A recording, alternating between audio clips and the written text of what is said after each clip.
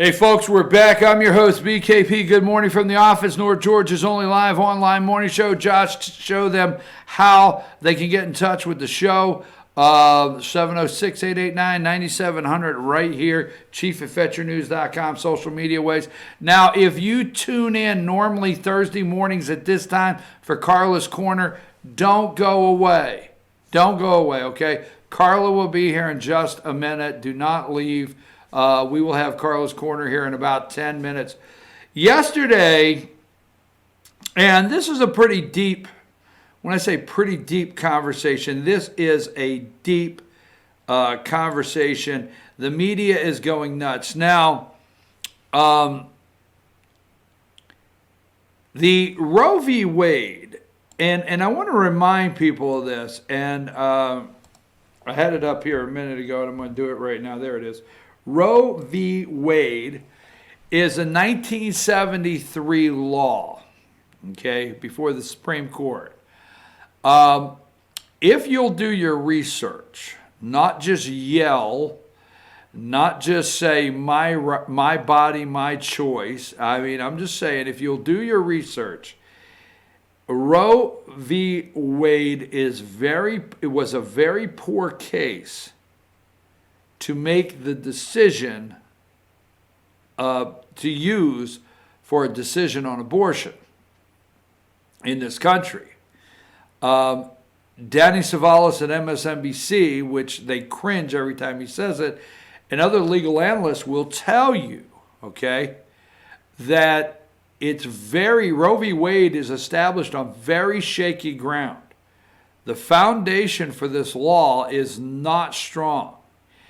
And since 1973, pro-life advocates have been trying to get back to the court with a case that would open up Roe v. Wade and overturn it based on the flimsy law.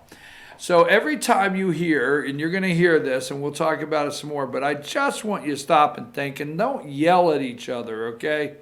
But every time you hear that this is woven in the fabric of this country, and it's settled law, you're going to hear settled law and woven in the fabric, okay?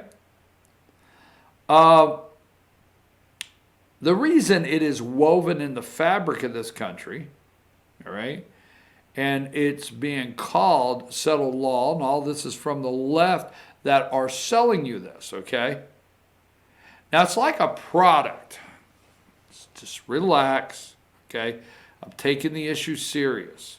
But it's like a product you try to sell and brand.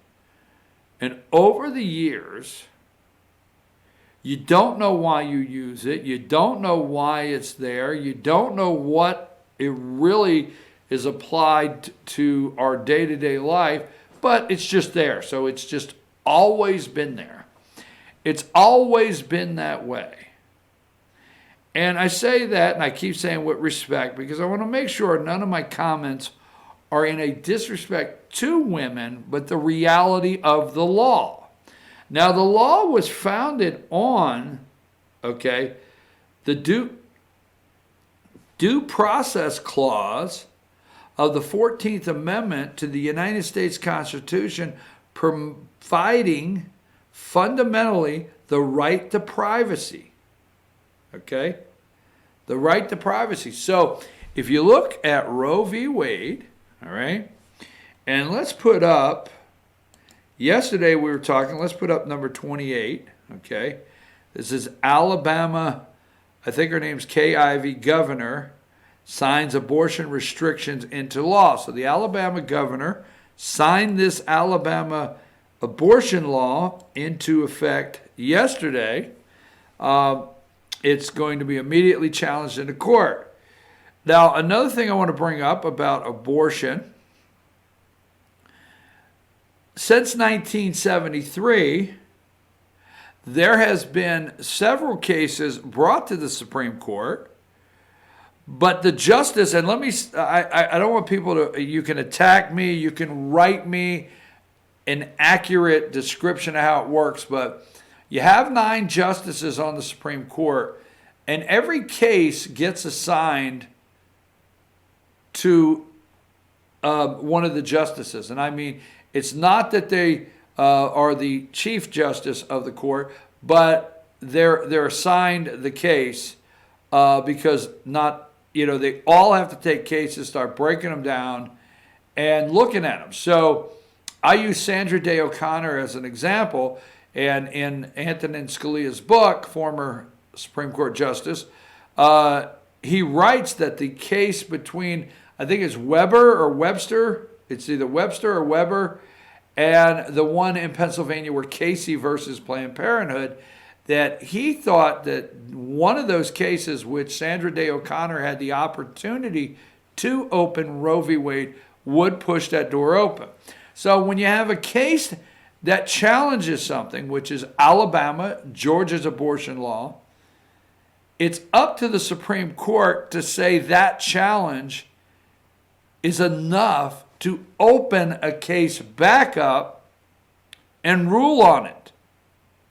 And that is actually the hopes of these states, is to pass a law. So yesterday, the governor of Alabama, okay, number 22, and this is her statement, Governor Ivey of Alabama.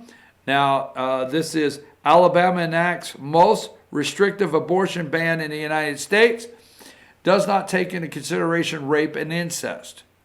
Now, I think it's pretty sad that the elite media, these jackasses in these newsrooms, are running story after story talking about Alabama in a very derogatory way, okay? And it's just not, it's not right, all right? These anchors in the newsroom that are better than everybody else in the world and elitist, okay, and the deep state media want to lead you to believe that, everybody in Alabama, I'm just going to say it, every 14-year-old girl in Alabama is sleeping with their uncle or their dad. And that's disgusting. But if you'll watch the media, I mean, that is the betrayal of the people of Alabama, okay? So here, Alabama enacts most restrictive abortion ban in U.S. Governor Ivey, every life is precious, every life is sacred, gift from God. They can't stand that.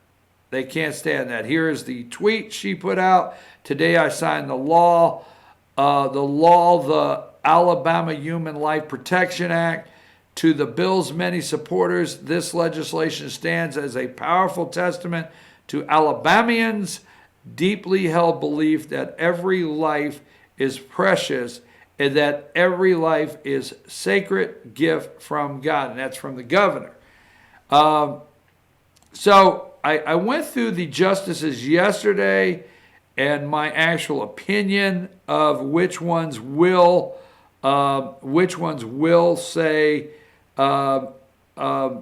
yes or no to overturning Roe v. Wade. I'm trying to find another one here that I want to pick up.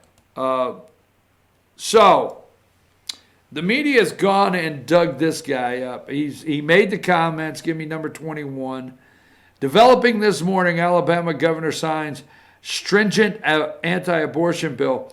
Here's Pat Robertson from CBN, okay, 700 Club. Robinson, this is not the case we want to bring to the Supreme Court. What is Pat Robertson, 92, 94? Hey, Josh, before we take off, let's take a quick break. We're going to go ahead and go to break. Okay, we'll come back to this, but when we return, it's time for Carla's Corner. She's here. We're going to get her in the studio, and then we will come back to this story right here, right after Carla's Corner. Take us a break, Josh.